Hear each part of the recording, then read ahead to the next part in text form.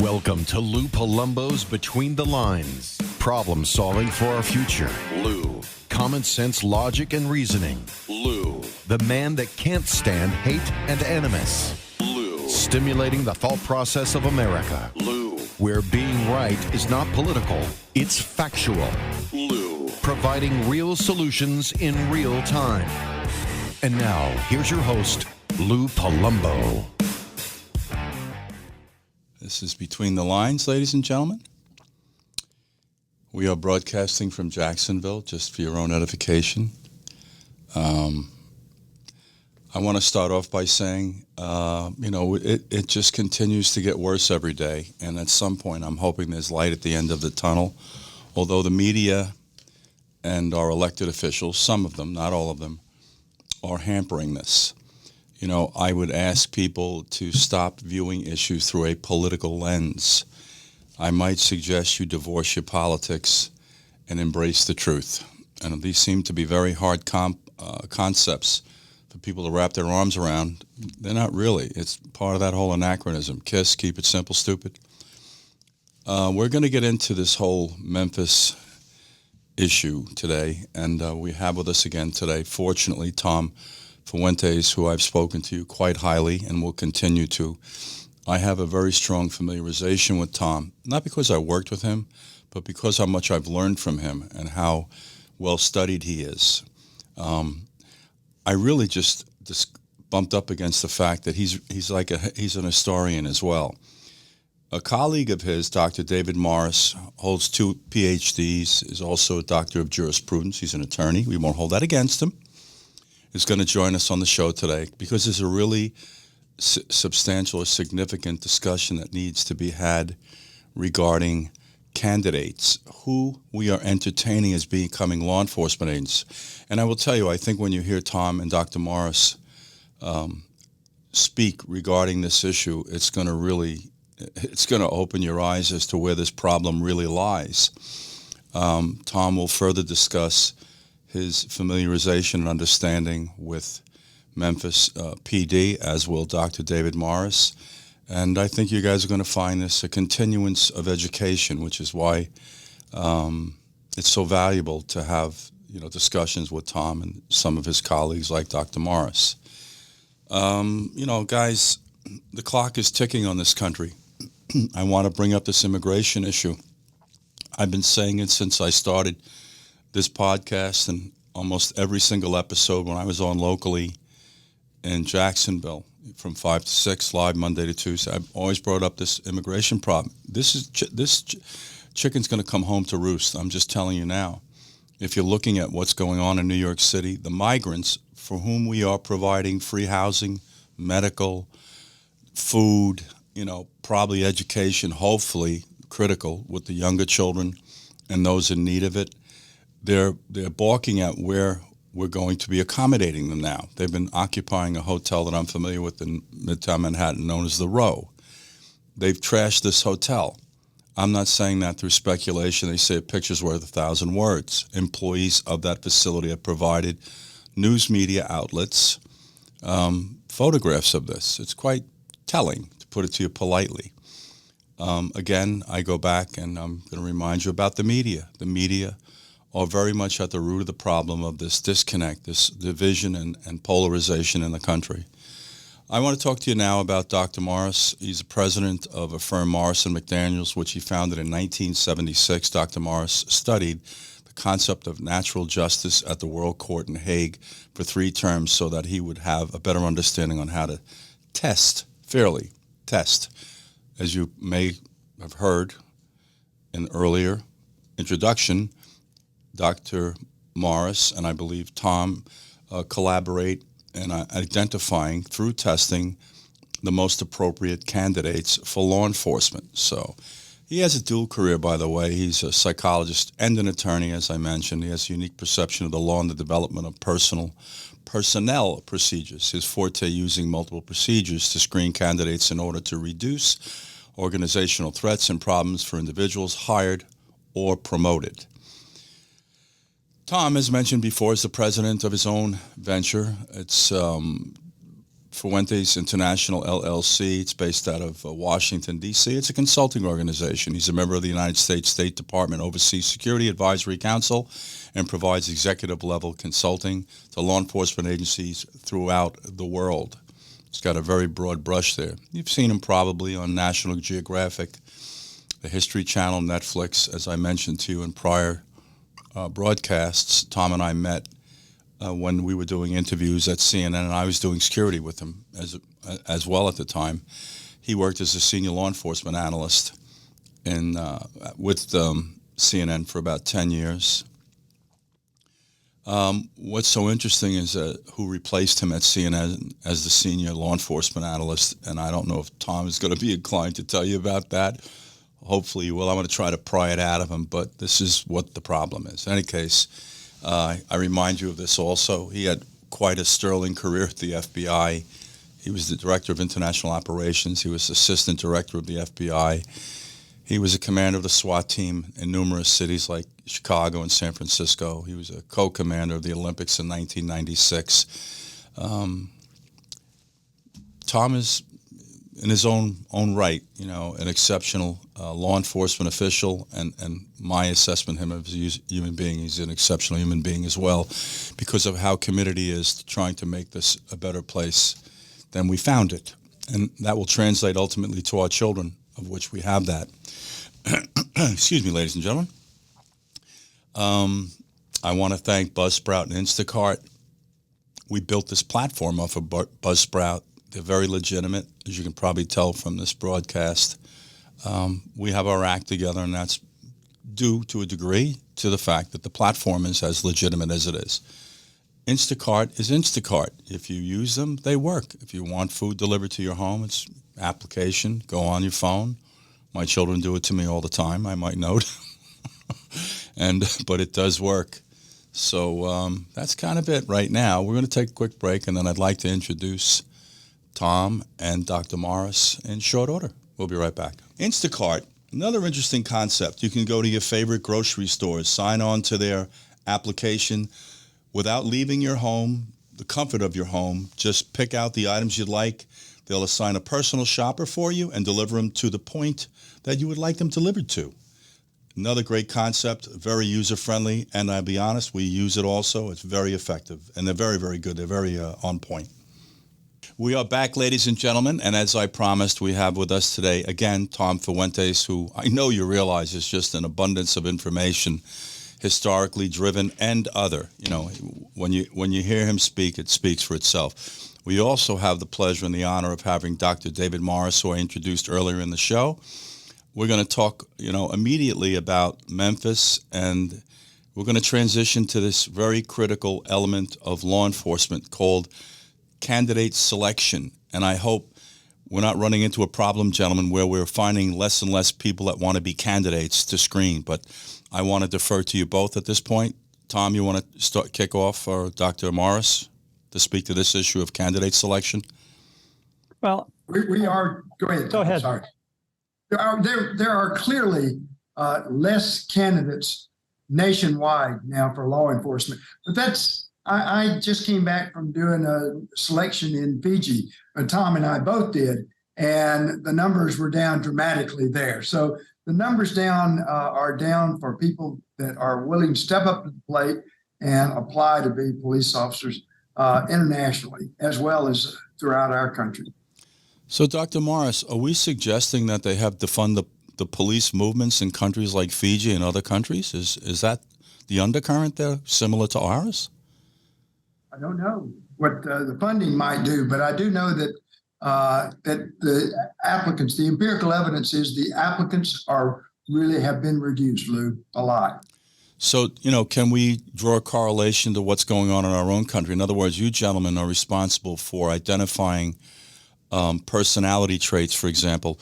Tom and I both took Minnesota multiphasic screening, which is what it was referred to in 1973, Rorschach word association, interviews with psychologists, psychiatrists. And not to go off on a tangent, but you're both going to find this interesting. I resided in Manhattan Beach, California, for about 10 years, and I had my office in L.A., and the chief of police there required me to be psychologically screened for the initial permit to carry a concealed weapon in the state, and then every 2 years renewal. But I want to talk about the screening process. So give us a little background as to what we're looking for and what are the characteristics that we're finding common to law enforcement agents, as we spoke about, Tom. I think on this issue, I'll refer to Dr. Morris. He's been doing testing of police for decades. He's very knowledgeable. And in your introduction, he has multiple PhDs in psychology as well as a law degree. And he's worked with initially domestic U.S. law enforcement and then later expanded. He tested the police in Iraq, for example, when we first went into Iraq. That's before I knew him. And then later, after I retired and met him, he brought me on as a senior vice president for Morrison McDaniel International Operations. And since then, we've gone around the world and have done more testing. As Dr. Morris mentioned, we just came back from Fiji in October. That was the second time we were there. We tested the Uganda National Police a couple of years ago, 43,000 applicants, and then other departments around the world, and then domestically here in the U.S. Let me ask you both this, and either one of you can take a run at this. Is it your opinion that our major, let's just start with our major cities, that they are properly screening their candidates? Is that a safe statement to say in the past or present time? We get a response to that, gentlemen? Dr. Morris? I think that police are got a tough job. They've always had a tough job. And I think my hat's off to them. They're the heroes that run towards the challenges when everybody else is running away from it. Having said that, though, police screening has always been important. I think it's even more important in today's world than it was in the past. And I think that that all the research shows that, in fact, when you hire someone, you're hiring them for 20 plus years. And Dr. David Jones in his book said it's $1 million decision. We probably need to spend a little bit more time and effort on making sure we're screening them properly, because you just don't want to give a multiple choice test and think that that multiple choice test that assesses cognitive abilities is adequate. But there's no perfect solution to this. There's not a psychological test that will guarantee that, in fact, 2 years from now, that individual will respond differently to a certain stimuli. That there just isn't a magic pill that we can take that will solve this problem, Lou. You know, Yeah, Doctor, if I could add to that, go ahead, Tom. you can screen somebody as an applicant, and as David mentioned, a couple of years down the road, when that officer's been on the street under stress, under attack, maybe has financial problems, maybe has marital problems, other concerns, all of those stresses can add to the problems for that officer that weren't detected in the initial testing. But the initial testing will go a long way toward trying to keep you from hiring sociopaths or psychopaths to go out on the street with a gun, a stick, a badge, all of the accoutrements of being a patrol officer and dealing with the public on the street. And I think that's a big problem even now. So all of this defund the police and the riots that we've seen, the attacks on police officers, they're taking their toll on onboard police officers who are retiring as soon as they can or leaving early, or applicants that don't apply. So all of this is having an effect on law enforcement in the aggregate. You know, Tom, I want to just piggyback something you mentioned about what happens to you over time in this profession. You know, we're concerned, and rightfully so, with post-traumatic stress disorder with our military. We suffer it in local law enforcement. When you're exposed consistently to the underbelly of this culture, and you have to some point compartmentalize it because you can't bring it home, it changes the frames of reference and the context in which we live. People do not understand that about us. It changes the way we perceive America and our own lives and value. It's a really interesting discussion, and for some reason, it's never in the forefront of the media or any of our elected officials. Tom, I did want to just, now you brought up something interesting about... If I could stop 1 second, Lou. Here's why it's more stress on a police officer. If you're in the military and you're in a combat zone somewhere, you may be there so many months or maybe up to 18 months, the Iraqi deployments, but you're in that environment. You adjust to the environment best you can. You're around other military officers who are in the same environment 24/7.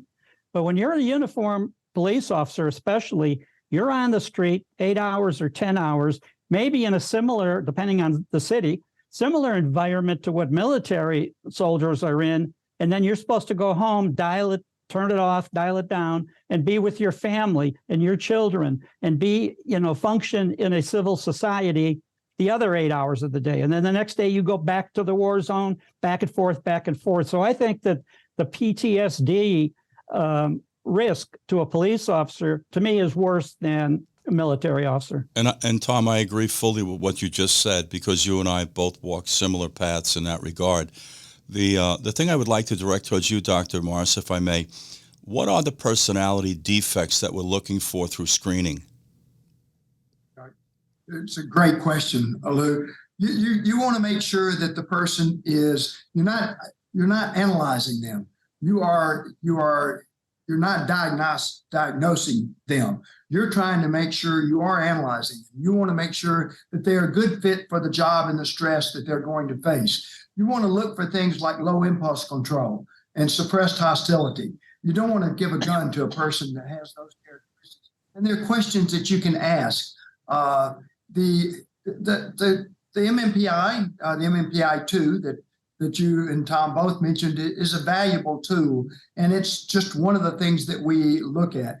The International Chiefs of Police Association says you should use 2 tests. So a good psychological analysis will go a long way.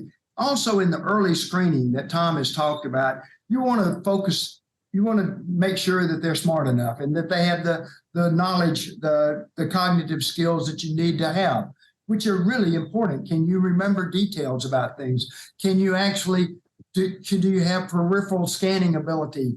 Do you have what's called flexibility of closure? It means, can you spot, is that a broomstick sticking out of that window, or do I need to investigate it? That's the sort of thing that you and Tom had to have to be able to do your job and to police an urban environment. And those they've got great names to them. And in fact, you can test for them, but you've got to test for character too. And there are tests that you can give. So you do the background, that's great. Don't skimp on the background. No matter what the test says, you want to look at what a person's done, because the past is a very good indicator of what a person will do in the future. It's a good predictor. So you really want to do that, but you want to also look at the character, and there are new techniques of assessing a person's character, and they're very. Dr. Morris, can you speak to some of those techniques, sir? Yeah. So I think my test actually asks questions that, have you done this? Have you done that? For instance, we may ask about how many times have you been late for work? How many times? And then we ask, for instance, a lot of men get into fights. They end up in the wrong place. So, but how many times have you been in fights at work? A controlled environment. Now, impulse control is really important. So you want to ask questions that go to the issues that you're concerned about. And it's amazing how cats tell the truth. And about 92% of the time, they tell the truth, even when it's against their own self-interest. So you can find out if a person is a member of an extremist group, that in fact, you want to make sure that they could be a member of the Ku Klux Klan. And that's not a good match for law enforcement. They could be a good doctor. They could be a good lawyer. They could be a good TV announcer. They could actually be a good lawyer, but they can't represent the public in public safety. So there are questions that you can ask them that go to these characteristics that you're worried about. I want to just mention something to you that I think you'll both find interesting, because part of this conversation and candidate selection lends itself to availability. It was announced today in one of our media outlets that last year, New York City lost 3,700 law enforcement agents, police officers, through retirement, resignation, moving on to other jurisdictions that are more friendly to them. That's more than 10% of that police department in 1 year. You know, I think the public doesn't really understand how critically important the selection process is, because it's the impetus to all these other problems we're alluding to. And Tom, you brought up a very, very important critical point. The same person, Dr. Morris, you also affirm this, that comes into a career and 5 years down the road is a different person based on experience. as we say, we're all products of that environment, so to speak. But I want to talk about Memphis because, as we all are, I think, on the same sheet of music in this country for once. What took place in Memphis with these 5 police officers and the brutal beating that they subjected this young man to, there's just no explanation attached to it except they themselves are the criminal element. It's the only way I can equate this. And we gave the criminal element guns and badges. So, Tom, we spoke about this very briefly. Let's create a timeline. And Dr. Morris, please jump in at any point as to what you can contribute about the Memphis Police Department. Tom, you want to kick off? Well, I think the problem, Lou, is that even now we're still not in agreement. You know, we kind of think we are. Everybody was appalled when they see the video of the Memphis attack. But I've seen pundits since that attack and since the story and since the officers were arrested, they're not black officers. They're white supremacists with black skin. That's the kind of thing we're still facing. So we still have people out there that anytime a police officer uses excessive force, it's because he's a white supremacist, no matter what race he is. Doesn't matter at all. Must be his training. Maybe he had a white training officer and any of that.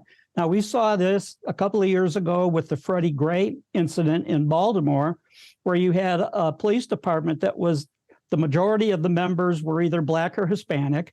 You had pretty much, a minority city council. You had a minority prosecutor. You had a minority mayor. So, and yet all this happened. And even then people were saying, well, what happened to Freddie Gray was based on white supremacy. Now you have kind of the same situation. More than 50% of the Memphis police officers are minority. The city, city officials, chief of police, you have the same thing. And yet we have people as early as this morning on CNN saying, well, they really are white supremacists. That's the heart of this problem. And when you have people saying that kind of stuff, that inhibits the path to fixing this and doing what we need to do. Now, Dr. Morris and I are of the impression that you need to start with the selection. You cannot hire sociopaths or psychopaths or murderers or any other bad element to be cops. You just can't. Then, when you want to talk about training, what I've always said in the past is you can't train a pit bull to become a poodle. So if you hire a extreme sociopath, much less psychopath, you're not going to, through training at their academy, dial them down to be, they're never going to think bad thoughts again or do bad things on the street. That's not going to happen. So, we have to start with put the right people on the street, give them the right amount of training, the right supervision on the street, and go from there. And we see almost every element of this lacking with this group that has just been charged with the murder. What's astonishing, Tom, is that through the entire episode, not one supervisor appeared. And you and I spoke about this at another time. We're going to take a quick break, and I want to come back because I want to get into this discussion about this being a one-off with these characters, or was this the way they were running the streets? We'll be right back, guys. We have Dr. David Morris. He holds 2 PhDs, and as I mentioned earlier, he is an attorney. We will not hold that against him today. We also have Tom Fuentes, who is brilliant in his own right. We'll be right back. Stay with us. So let me tell you a little bit about Buzzsprout. Very interesting concept. Basically, it allows you to set up your own podcast. One of the most advantageous things about using Buzzsprout is it's user-friendly. So I encourage you highly, if your inclination is to create your own podcast, please look into Buzzsprout. And by the way, we use it. We're back, ladies and gentlemen. And as I mentioned in our introduction, we have 2 exceptional guests, Dr. David Morris and Tom Fuentes. Tom, as I remind everyone, was a former assistant director of the FBI and had a rather stellar career with them. We're talking about this incident in Memphis and screening processes for candidates. And obviously, things are getting rather interesting in America. We have a whole generation of children that have basically bailed out of the job market. And I think it's safe to say that we have less and less people attracted to law enforcement, which means there'll be less and less people that are really qualified individuals to take on this career. And Dr. Morris and Tom are involved in a process that identifies characteristics in a personality and their character overall that might, make you look the other way and considering this individual. But I want to get into this discussion again, Tom, and Dr. Morris, about what took place in the streets there. these guys were pretty comfortable operating in the manner in which they did, especially with their cameras hooked on them. I guess what they neglected to pay attention to was the one hanging from the pole that looks like it's similar to the proprietary system in New York City referred to as Argus, which really, I would say, synopsized what animals these individuals are. But I have a strange feeling that this wasn't a one-off. I think that they've been operating in the streets like this with impunity. And I go back, Tom, and you brought up supervision, which is critically important. How could they not know that these 5 individuals from the Scorpion group, so aptly named, weren't doing this on a consistent basis, and they were using the fear of violence to rule the streets, which unfortunately, even though it's wrong, tragically does work. So, gentlemen, you want to, Dr. Morris? I can comment on different police departments because I've seen so many and I work with so many. I think the chief in Memphis is one of the most outstanding chiefs that I've ever worked with.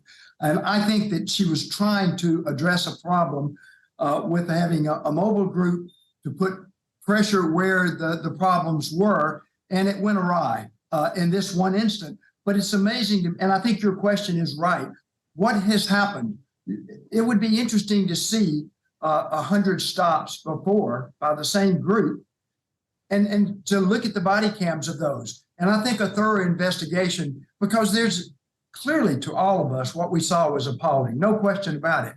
But also to me as a psychologist, I feel like there's another part of this story that's not being told and that will come out later. Why so much verbal hostility to the individual? I'm not sure we know the whole story, Lou. That would be my honest concern, is that I know that it's the video clearly is what they did is wrong. No question about it. However, the unit that they were creating, the name, okay, maybe it was a little bit, it was off. No question, not a little bit. It was definitely off. However, the name, a rose by any name, is still, it was a group that was supposed to mobilize to address a crime-ridden area where a lot of crime was occurring, and it at a much higher rate than what you see in a city 10 times its size in New York. So it was important to do that. Yeah, I think that the techniques need to be looked at, and clearly you can't have what happened in that video. So I know that, yeah. You know, Dr. Morris and Tom, I mean, the part that really just, I can't even quantify the lack of civility when they've got a prisoner handcuffed. And Tom, you and I both know when we cuff our prisoners, the struggle's over. I've got this kid handcuffed behind his back. They're holding him up on each arm, a cop, and they're letting this guy position. You have to look at this tape and understand how he was positioning his footwork so he could get the right angle in on punching this kid in the head, not to mention the 2 or 3 kicks to the head.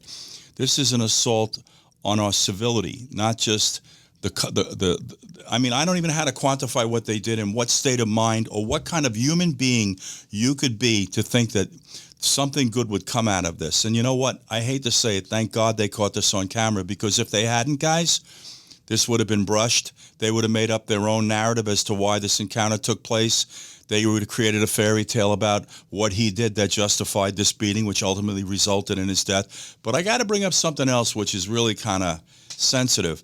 This young man, as I understand, spent 3 days in a hospital and eventually died from cardiac arrest and internal bleeding. That's what I heard, so please take that in context.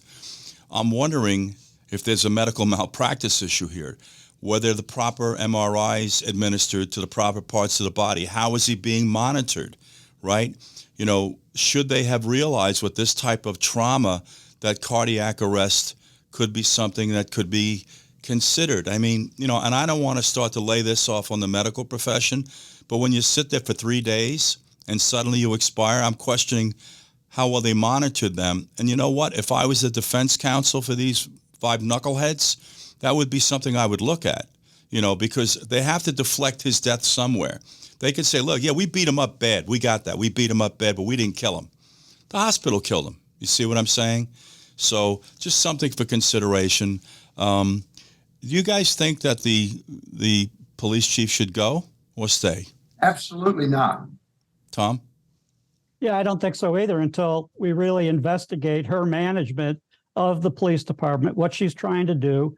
And like other chiefs that are trying to address a problem in these problem cities, is where is the problem? Where is the high crime neighborhood? That's where you're going to want to put your specialized tactical units on the street, who are bound to get a little more aggressive than the average police officer because they're encountering bad behavior every day, multiple times a day. So that wears on them as well.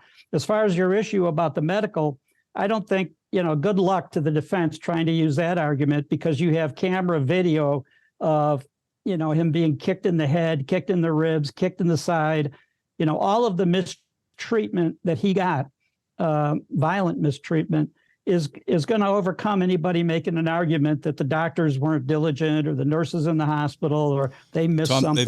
They've got to make a run at something, though, buddy. They had a trauma patient come in there. Yeah.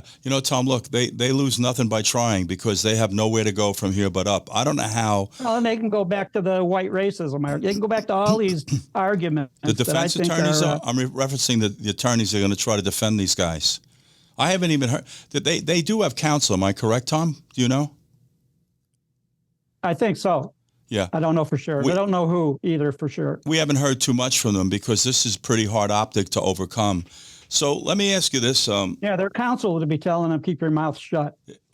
Dr. Morris, how do we go forward from here? How do we advise law enforcement agencies to I guess they're going to have to persevere the shortage of personnel, right? And hire the people that we need to hire. Stop lowering the standards, which is a discussion that needs to take place. Because, guys, absolutely, the three of us know this is the case. Am I right? Am I wrong? You're absolutely right. And Tom is right. And selection is more important than people think. Back in the day when I would have 3,000 people apply for a job as a police officer, and now I'm lucky if I see 100 plus. So what's happening is that we have to change our techniques and we have to improve our game. So one of the things is that past your city of Memphis is a river. In fact, and in that river, there are a few people on this day that would be good police officers and want to be police officers. But if you wait 2 weeks from now, they're going to be downstream because of the issue you brought up earlier. This is a different generation. They're incredibly willing to be mobile, and they're not going to wait around. You have to develop new techniques to recruit, because no matter how good your selection system is, if you have nobody to test and screen, then your selection system is limited. It's hampered. So you really want to change the recruitment so that you focus on getting the best people in. Then you, as Tom says, you really want to make sure they're smart enough. They've got those, and that's important, because otherwise you'll see what's happening to departments that's saying, we're going to get rid of our testing. And then all of a sudden they're having massive failures during the academy. And economists have said that it costs the city, whatever city it is, even a small jurisdiction, around $25,000 if that person drops out of the academy within the first 2 weeks, just the time and effort. It costs $50,000 if they go beyond that. So the cost of that, you got to get it right on the front end. You've got to do that recruiting, and we have to change our techniques. And then you've got to change. Yes, it's all about. It's not all about screening, but that's a big factor, and they need to shift the concern there. But there is training, and then there's follow-up to remind them that you've got to put some teeth into that training, or it doesn't work. Yeah. The other thing is worth mentioning in Memphis, they're down about 500 officers, and this is not a gigantic police department to start with. And it seems like every place they're having a recruitment problem. Normally, coming from New York, we have a really interesting mentality there. When we have problems, we throw money and bodies at it, and it works. Tragically, it works. I'm wondering, even if we paid them more, would we even attract people that want to go into this profession today? Because you have so much at stake. My nephew is a lieutenant in the New York City Police Department. My niece is also. Yeah. And you know what? I remind them, all you've got to do is make one car stop, have it go bad, and that could be the end of your career and possibly your freedom, because, we are overcompensating for a lot of the disparity that was directed towards the minority community in yesteryear. What's so interesting about this, Dr. Morris, is that no one politically is really interested in the minority community. We're just using these as like sound bites or rhetoric to further divide and destroy this country. If they really want to get into that discussion, have it with me, because you'll find this interesting. We were the only white family in Bedford-Stuyvesant in Brooklyn when I was born. All my friends were black. And through a good part of my life, until I went to St. John's University, most of the academic environments I was in, had a considerable number, or they were primarily black.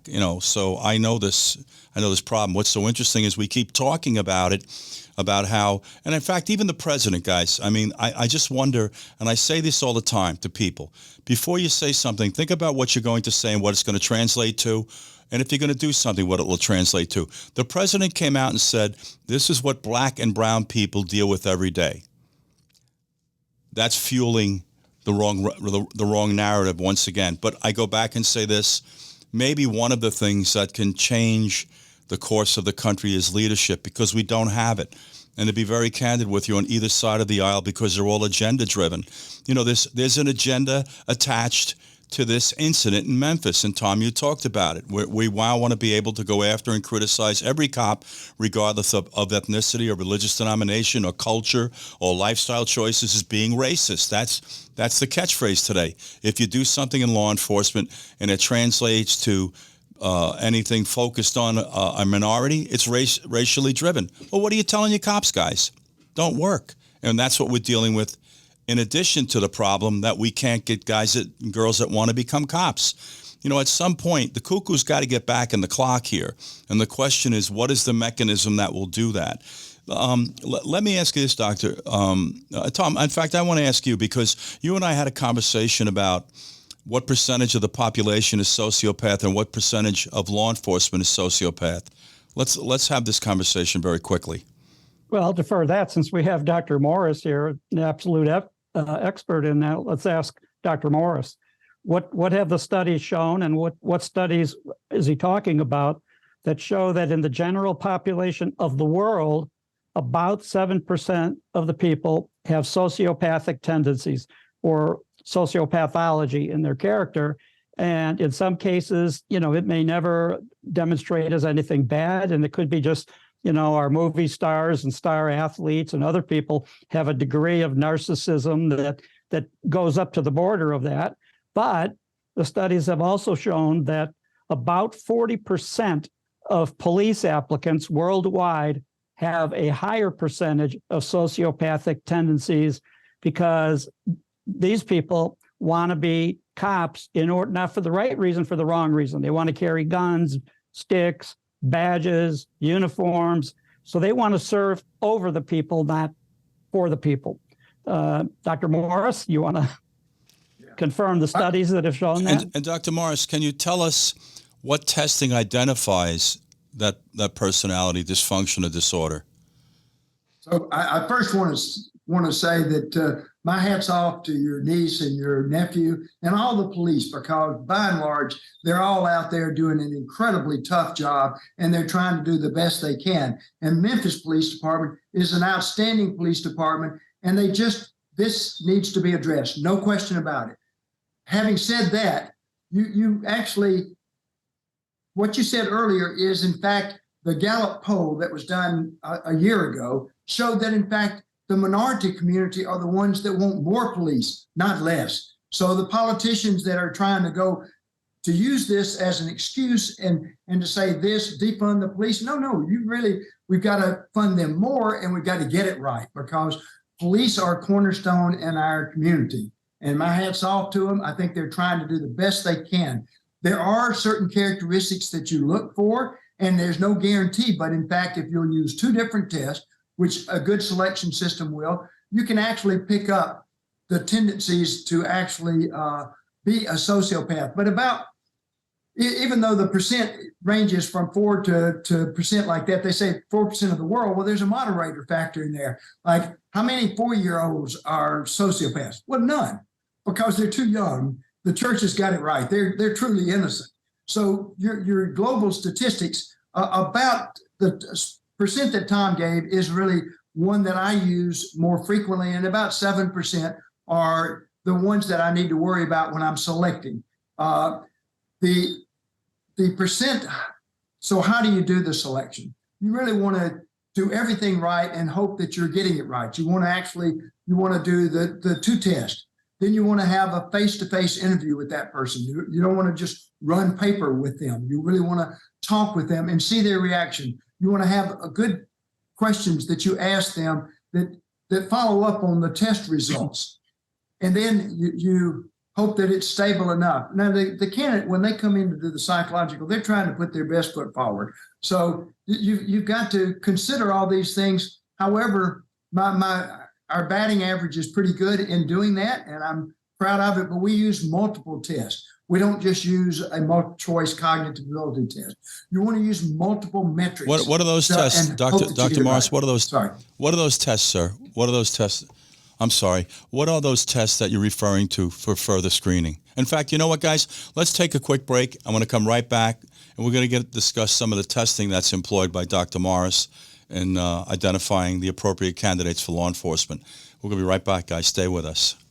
We're back, ladies and gentlemen. We have Dr. David Morris and Tom Fuentes, and I know I introduced you to him earlier. I'll just remind you, they're involved in a project through their organization that allows them to identify the best candidates for law enforcement. It's a screening process, candidate selection.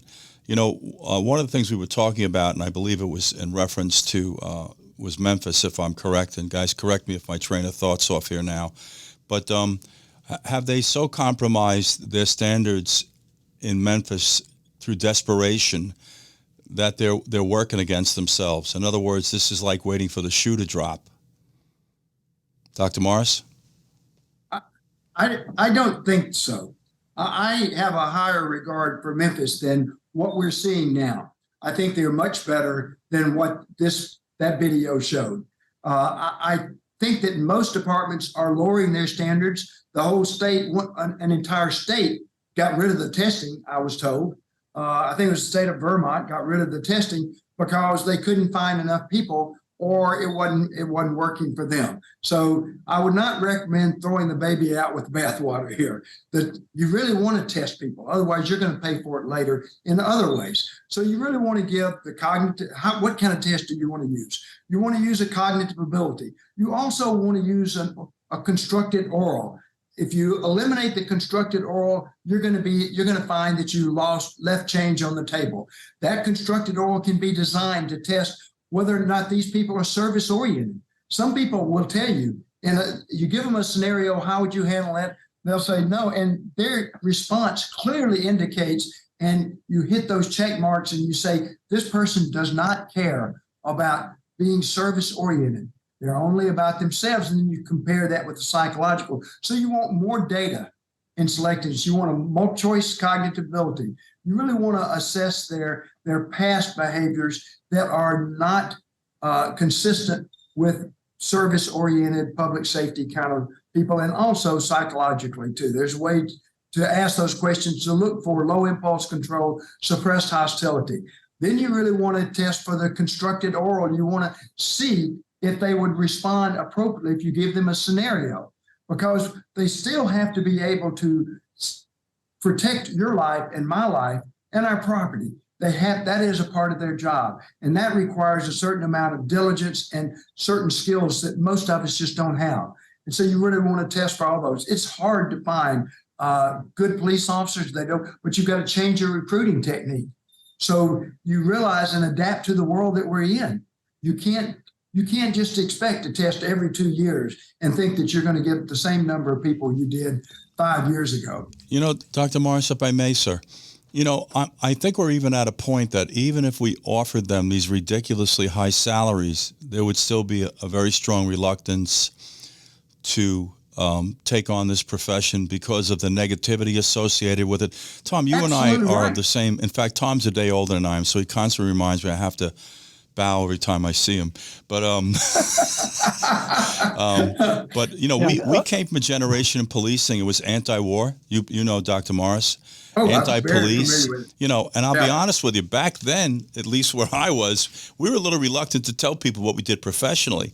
There are a lot of things working against this whole candidate selection process, and that's, it's such a negative profession to be in. And like they're just waiting to pick you off. Interestingly enough, there are two jurisdictions in New York. One is Nassau County, which I have a very strong familiarization with. The one is Suffolk County. Their police officers make what lieutenants make in New York City.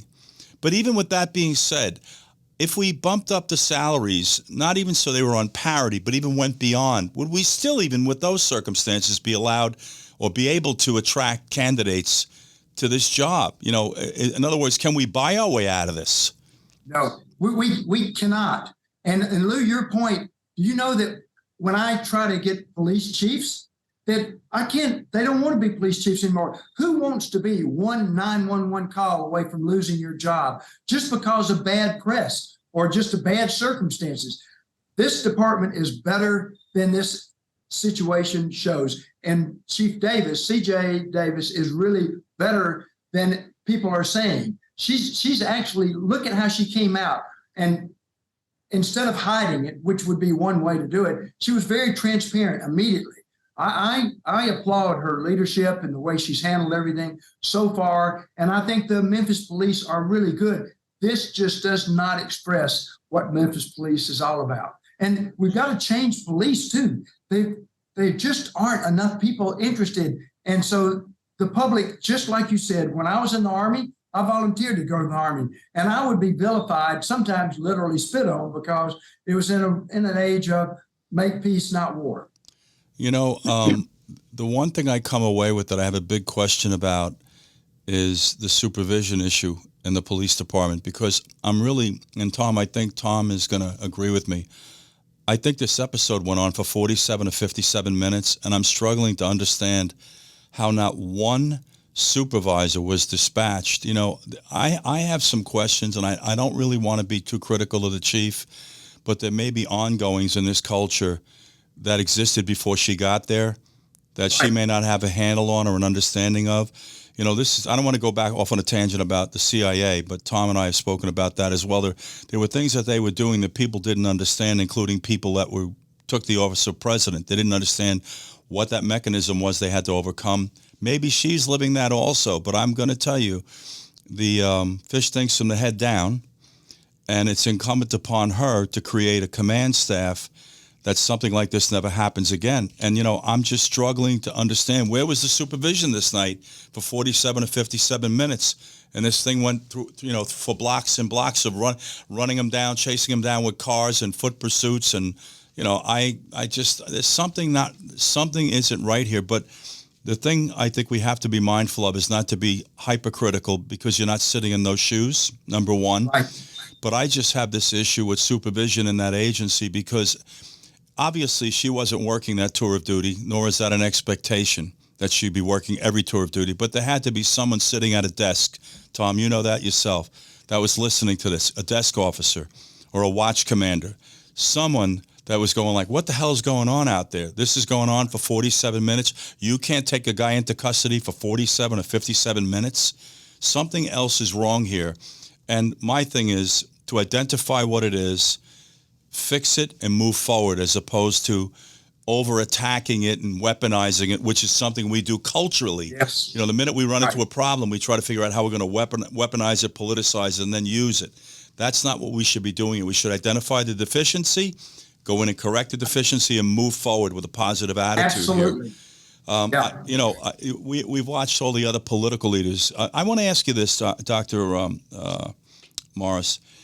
Are there bare minimum qualifications that you think exist or should exist? And I know that's a very open, broad term, because we spoke about character being one of the assessments of the individual, as well as these other qualifying characteristics. Minimum. What's the minimum?